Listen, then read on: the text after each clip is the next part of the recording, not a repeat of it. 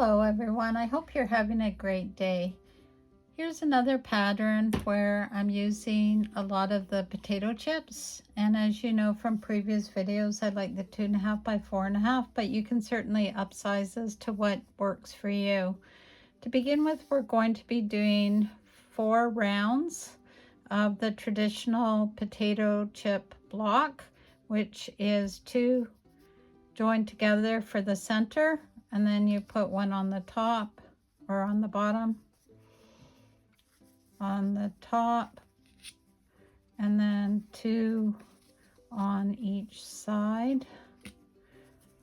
And the easiest way to do this is to string piece. So what I mean by that is I'll stitch these together, and then I'll do these 2 as a separate unit, these 2, and then add this to the top, this to the bottom, and then this to each side, and that'll be the first 2 rounds. So I've got the top and bottom sewn onto the 2 center, and then I'll put the sides on, and this will measure 8.5 inches unfinished. I will be making a lot of these throughout the assembly of this quilt pattern. This is the center which we're going to build out.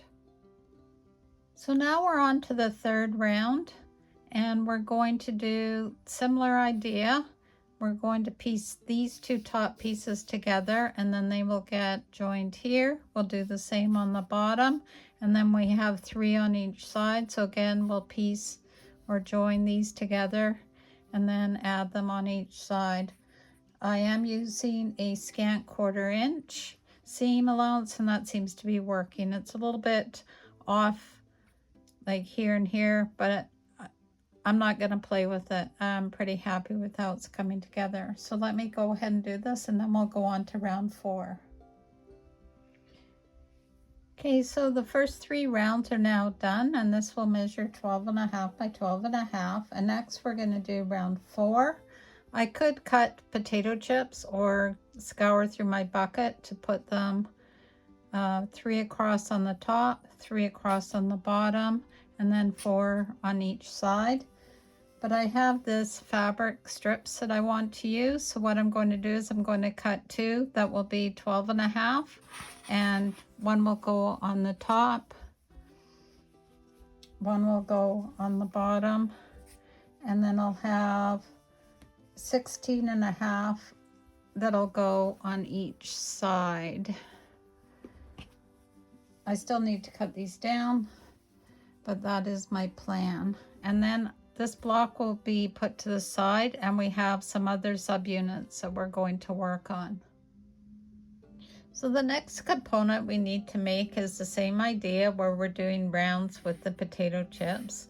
I've picked kind of an ochre kind of color scheme around as a frame, and then 2 darker ones that I feel will work with the other fabrics that I'm already using. This is a Scrappy quilt after all, so use what you have on hand. In the pattern I will lay out what quantities you need for each block, but it's up to you to pick your own colors. So we will be making 8 of these. I've actually made 12 because I may add on to the overall size later on. I'm just not sure, so I'm going to make extra and hold them to the side for future use. So what we do is we take 2 darker contrasting or 2 dark fabrics and piece them together just like we did with the first block, and then we're going to add another one on the top and bottom, and these sides again will be pieced and then joined to the side like that. And through the magic of camera work, these are what they'll look like when they're finished. So these are just assortment. As you can see, they are totally scrappy. Unfortunately, the colors aren't showing up very well, but it is pretty spectacular in real life. So I'm going to go ahead and finish those up, and then we'll go on to the next component. So the last block to put together in this pattern is block C, and to begin with you'll need a potato chip 4.5 by 2.5 and a background or a lighter fabric, and with that you're going to join 2 2.5 inch squares, So these two joined together will look like that. And then those two will be joined together. And then with that, you're going to take another background with another high contrast and join them together like that. So that will end up being a set. And you'll make two of these. And then you will also take I'll call it a medium and a high contrast color and join those together. These are all 4.5, 2.5 inch potato chips.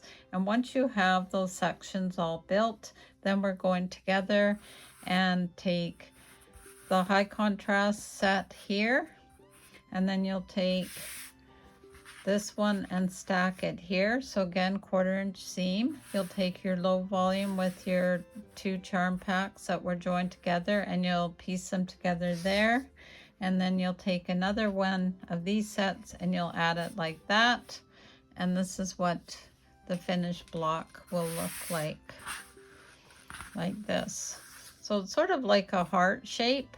These are going to act as corner pieces. So again, you're going to be making 4 of these, and this is block C. So next we're going to start building the sides for this quilt. And what we need to do is cut 8 strips that are 2.5 inches wide by 8.5 inches deep, and these would be of a low volume background. You can piece them together out of potato chips if you'd like. I'm just choosing to use some strips that I have on hand. So what we'll do is we will nest together 2 of the B blocks. And what I've done is I've laid them so these are on the horizontal on the center, these are on the vertical. I'm doing this to avoid having to worry about nesting a seam here. If you want these all to be on the same plane, then you can certainly turn them around and then you'll have a seam here to match up. Whatever works for you. So again, what we're going to do is we'll have a strip, a B block, and another background strip. So we will be doing 4 of those. So I'll meet you back here once that's done. So now taking the center block, I've just folded this so it'll fit in the camera view better. I've cut some 2.5 inch strips. I will also include the information to doing this out of potato chips if you want to join them end to end. So on the top and on the bottom, I've got strips that are 2.5 inches deep by 16.5. So I will piece those on the top and bottom. And then on each side, I've got strips that are 2.5 by 20.5, and I will put those on each side. And the reason why I decided to use this fabric is when I had it on my design wall, it really needed a pop of color. I will include at the end of the video some of the colors I was working with when I put this design together. So please check it out and let me know how you feel about that. So let me go ahead and do this and then we can start doing our final assembly.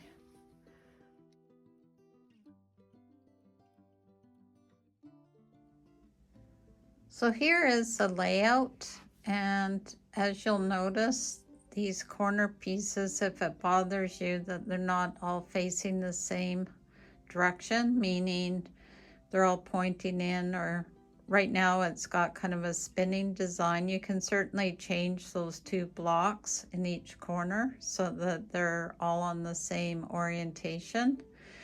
And you can't see how these are all staggered differently as well. So again, if it bothers you, just go ahead and make that change. So I'm going to go ahead, and what I will do is I will piece together these 3 center units.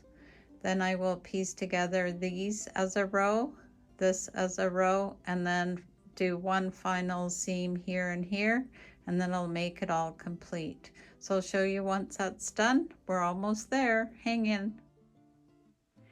Here it is, all done. It measures around 36 inches square. I will have a future video on how I can upsize something like this to be more of a vertical format. And I've also included some pictures after this so that you can see my design process for how I came up with some of the color themes. So until next time, sew safely and sew with Debee. Have a great day and bye for now.